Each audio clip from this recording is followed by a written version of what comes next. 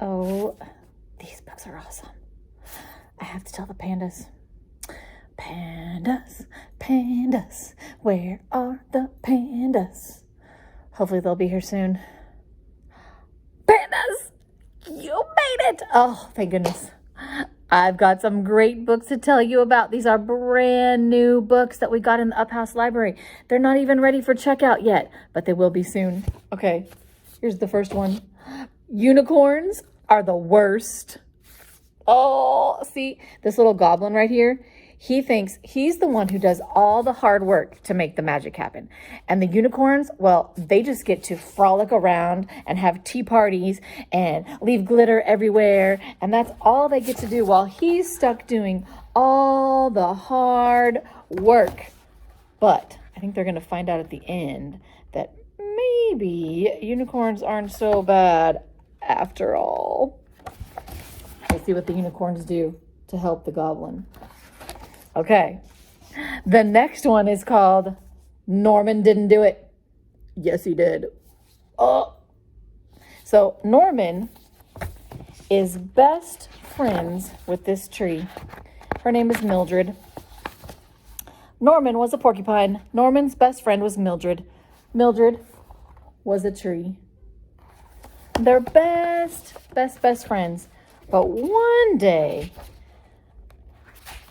they've been playing together through the whole book, just the two of them. And then, pop, there was someone else. Up sprouted a little tree. And who is that? Norman says it was another tree. And Norman, he gets a little jealous. He thinks, they're going to like each other, and this is the worst thing that could ever happen, and the trees are going to grow, and they're going to grow close together, and he's just going to be left out. Oh, and then there's the last straw. That's the last straw. So guess what he does? He makes a plan, and he takes the little tree and digs it up and tries to put it far away, and he says, no, I didn't do it. But yes, he did. You'll see what happens. It has a happy ending. All right. Next, this book is called Something Stinks by Jonathan Fenske. Oh my goodness. So this book is hilarious. It really made me laugh. He keeps saying that something stinks. P-U. Something stinks. And he's been trying to find out what it is. He thinks it's the stinkiest thing coming from he doesn't know where. He's going to search in every corner and every crack. He's going to check underpants, right? And he says, would you mind coming a little closer? He's going to check you. Would you mind coming a little closer? He's going to see if it's you that stinks. He says, nope, it's not you. You smell terrific. And we're going to find out at the end who really stinks. And I don't know, who do you think could be the stinkiest? All right, pandas, sit tight. I'm going to be right back in 1 second with more books. I'm going to switch my background. Poof. Well, hello, it's me again, Mrs. Haywood. I'm back in a different spot in the library to keep telling you about some brand new books we've just gotten that are going to be available to check out from the library soon. This book is called Bright Star by Yuyi Morales, and we should hopefully be getting it in Spanish really soon as well. It's called Lucero in Spanish. I love the pictures, the illustrations in this book.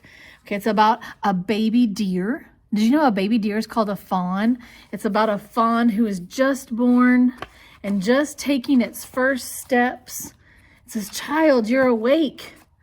Oh, and mira, some things you can see and others you must find.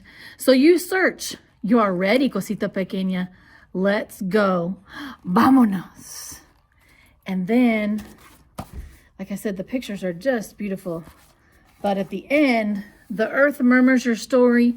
We are here to protect you. You are not alone. Listen. And the fawn meets lots of animals along the way and sees lots of different things. Gets to know the forest. You're a bright star inside our hearts. Really beautiful pictures in that one. This book, also great illustrations, right? It's called The Creature of Habit. So this rabbit, and this is by Jennifer E. Smith and illustrated by Leo Espinosa. This rabbit likes to do everything the same exact way every day. It's called a routine. He likes to get up and do the same thing in the same order every single day, no changes. And guess what? When a new creature comes, oh, it's going to take some getting used to, right? There's a new creature coming into his island. There's the rabbit. Here's the new creature sailing in. You're going to have to read the book to find out what happens. Okay. I have read, you guys, if you were at Up House in the last couple of years, you saw my video about penguin problems, right? Jory John writes a book called Penguin Problems and also a book called Giraffe Problems. Here's the new one, Cat Problems. This one is really funny. The cat in this book, he's got a lot. He thinks he has a lot of problems. He says, hey, Sunbeam, get back here. And he tells the other cat, you're in my spot? That's where I curl up. Now you're in my other spot. Now you're in my third spot. I think that cat might be my greatest enemy in the entire house. So he thinks he has a lot of problems, but then at the end, he might find out that it's not so bad. All right. Another author and illustrator that we love in the library, we have quite a few books by him, is Bob Shea. And check out this new book, Chez Bob. It's about an alligator, and he wants to eat birds. He's kind of lazy, though. So it says, meet Bob, lazy but hungry reptile, devious mastermind of the perfect trap for prey. Means he wants to find a way to trap the birds and the things he wants to eat. Chef at the finest birdseed restaurant around. And maybe, just maybe, a really good friend. We'll see. Okay, so this is actually one of the funniest books I have read in a long time. Okay. It says, Bob worked very hard at being lazy. Being lazy is making me very hungry, said Bob to no one. Maybe if I ask nicely, a bird will fly in my mouth and down into my belly. So you know what? Because he's lazy, he decides that he's going to open a birdseed restaurant because it doesn't work. Hey, birds, fly in here. Please. Thank you. It doesn't work, right? So he figures out he can open up a birdseed restaurant, and birds come from all around, and the restaurant's on his nose, right? But we're going to have to see if he's going to eat them, if he's going to be a good friend. That's going to be hard. The birds are right there on his nose. Okay. Next up is Looking for a Jumbie by Tracey, Baptiste, and Amber Wren. Okay, so a Jumbie it's from like Caribbean stories, and it's kind of like, it could be like a little scary monster, not too scary, but a little scary monster outside in the dark. And this little girl wants to find it. And this is not a scary story, though. It's not a scary story. And she ends up going through the forest looking for the Jumbie and meeting all kinds of people and animals and things along the way. Okay? It's a very cool story. Cool illustrations. This book is called Change Sings, written by Amanda Gorman and illustrated by Loren Long. Some of the parents, if you're a parent or a teacher watching this video, you might remember Amanda Gorman. She is the poet who spoke at President Biden's inauguration. And this is her picture book about being the change, right? About standing up for each other, loving each other, appreciating each other for who we are and our differences. So I talk not only of distances from where we are.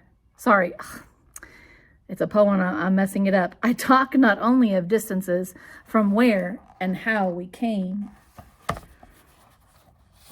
It's in poem form, which is really neat. I also walk the differences to show we are the same. I'm of movement that roars and springs. There's a wave where my change sings. Change sings where? There, inside me, because I'm the change I want to see. So Change Sings, a children's anthem. That's really cool that we have a beautifully illustrated book that's also a poem. Okay, another book where I love the pictures. Tomatoes for Neela. And this is by Padma Lakshmi and illustrated by Juana Martínez Neal. And this is Neela, right? And this is her grandmother. And, oh, sorry, mother.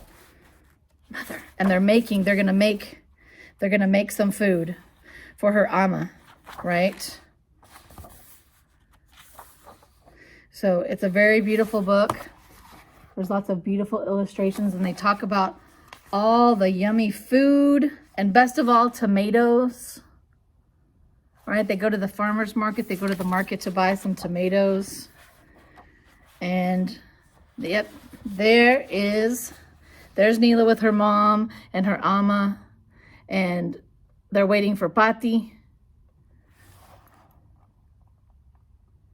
It's a beautiful book about yummy food and cooking together, and they have some recipes in the back for tomato sauce, easy tomato sauce, and tomato chutney.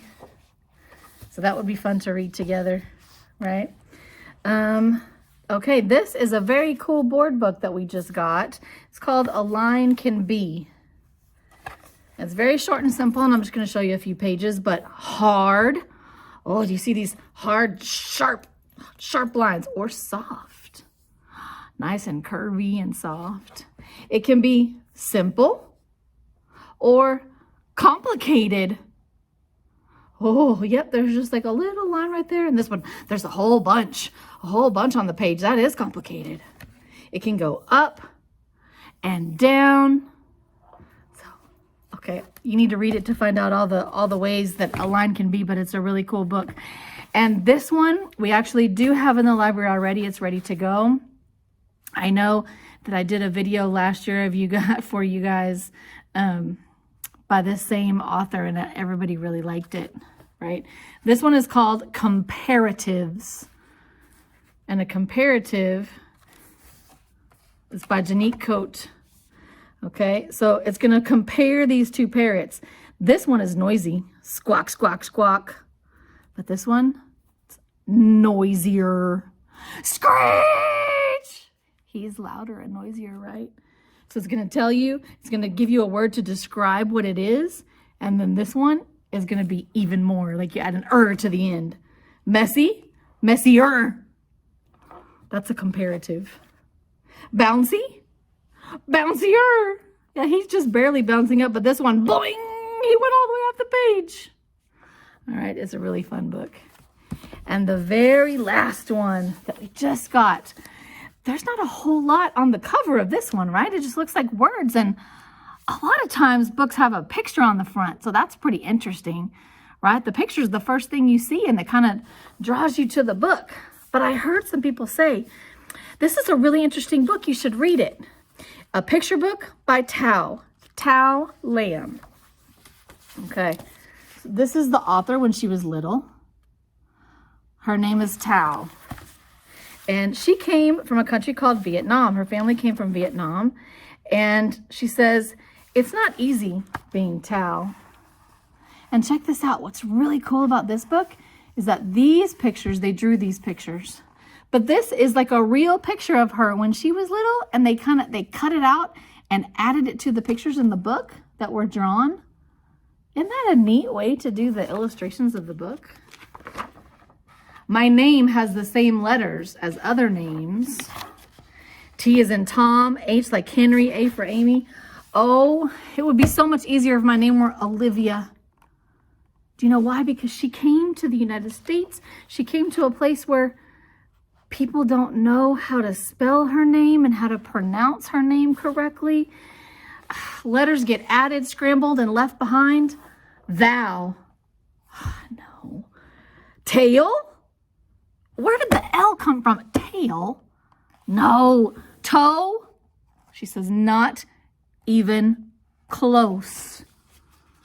And she always had to explain her name and spell her name and say her name again, right? Ugh. And actually one day she tried to say, just call me Jennifer. Just call me another name. So you're going to have to read the book to see if that works out. See again how it's a real picture of her and what she looked like when she was little. So I don't know if any of you have come from another country and it's hard for people to say your name in the United States, or maybe you know somebody, or maybe you can just put yourself in somebody else's shoes and think how hard that would be, right? You can think how hard that would be, right? To have to constantly tell people how to say your name. Okay. Thanks for listening. Come check out some great books from the library. Till next time. All right, I'm back in a different spot here in the library to finish up this video to tell you about my last favorite new book. It's called Something in the Bayou by Jerome and Jarrett Pumphrey. Now, they are both from the Austin area, where we are in Austin. One of them just moved to Florida, but we'll still say they're from here, which is really cool. Last year, I showed the Up House students this book, The Old Truck, and they also have a book called The Old Boat.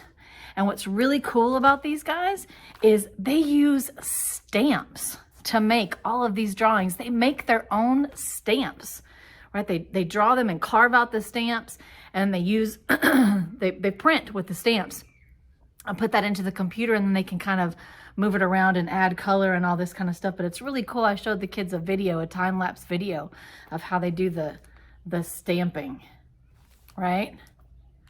Okay, and before we go, I want to show you, I saw them at Book People once. Can you see this picture of me with these brothers?